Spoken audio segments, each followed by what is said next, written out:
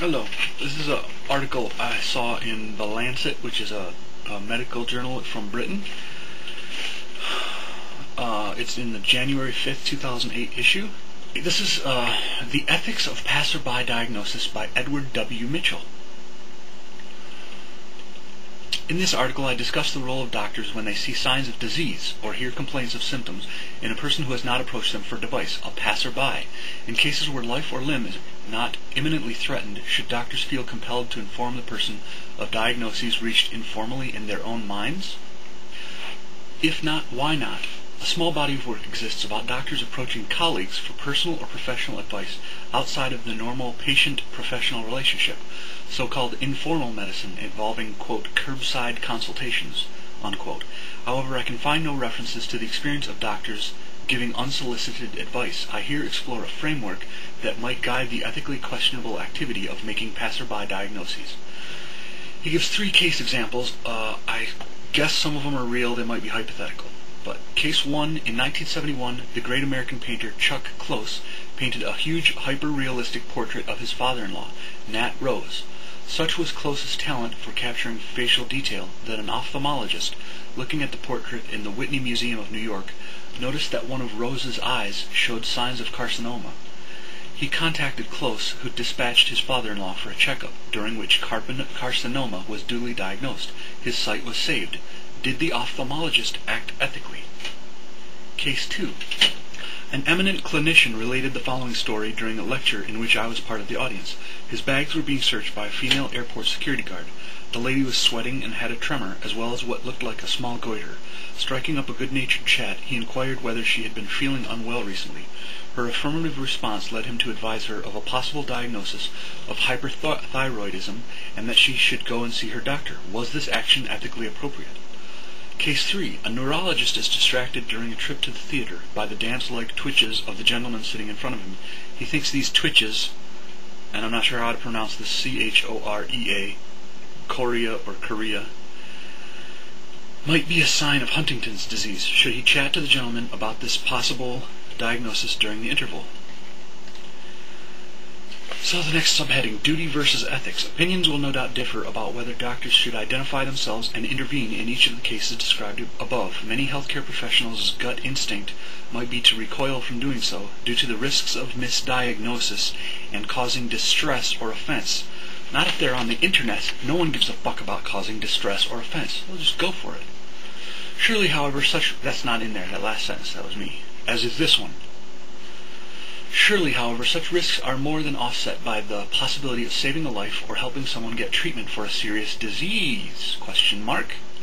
Others would rightly claim that they have no legal or professional duty to intervene in a non-emergency setting. But is such professional discretion merely being used as an excuse to ignore a possible moral or ethical duty to help as a concerned and appropriately qualified fellow citizen? I argue that passerby diagnoses might be ethically legitimate if the following factors are considered. The relationship between the healthcare professional and the person being diagnosed. Is it formal? Is it informal? Are you a friend? Are you a family member? If you're a family member, your kid probably doesn't mind. If you're a father-in-law, shakier.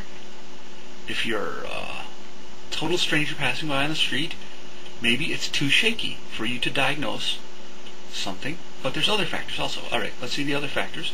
The urgency of having a diagnosis made. Are you diagnosing that the person has a booger sticking out of their nose? Or are you diagnosing that they're going to die in a month if they don't get something treated? One of the examples they give of the urgency or the stupidity of a possible passerby diagnosis, they briefly give an example. What if you're diagnosing, hey, stop, I think you have Down syndrome. Number one, can you treat it? It's not like a curable thing. Number 2, the kid probably already knows. The person, the human being probably already knows, has gotten the diagnosis before. You're not being helpful. There's nothing they're going to do about it. So all you're doing is going, I can tell you have a problem. Let me stigmatize you. Another factor is the risk of harms caused by diagnosis. like I just said, stigmatization, and the limits of practice of the healthcare professional.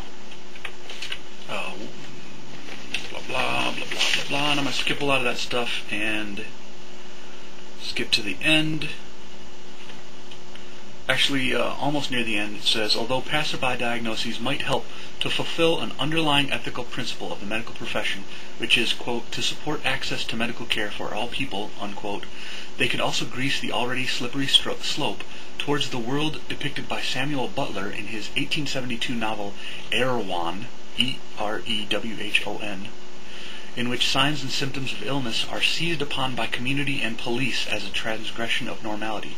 Nevertheless, in conclusion, I suggest that passerby diagnosis can be ethically legitimate activity if the intertwined factors I have discussed are considered. So now I'm going to dramatize this. Ready? Hello, stranger who I've never met before.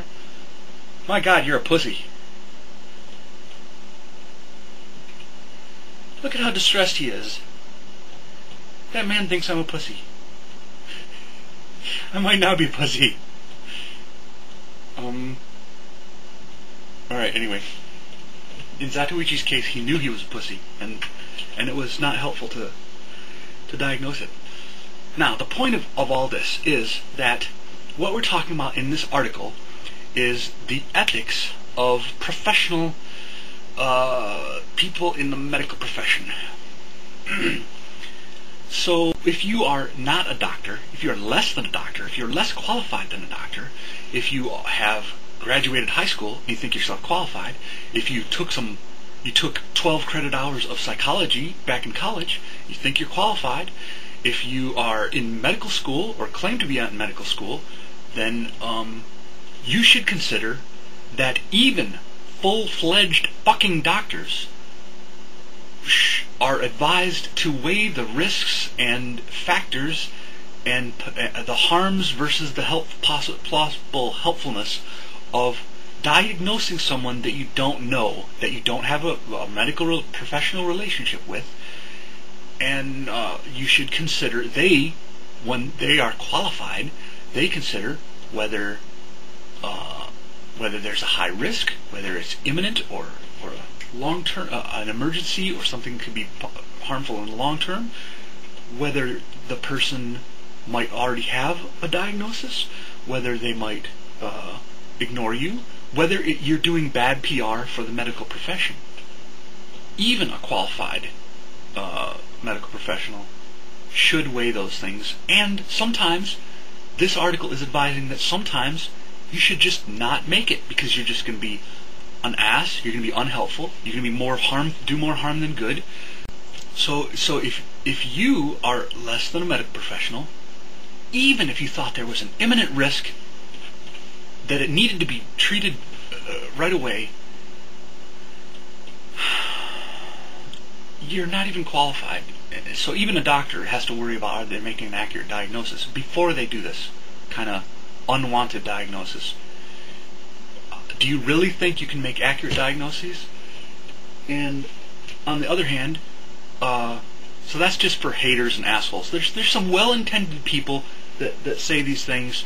You really need to drink celery juice, and that will cure your armpit cancer.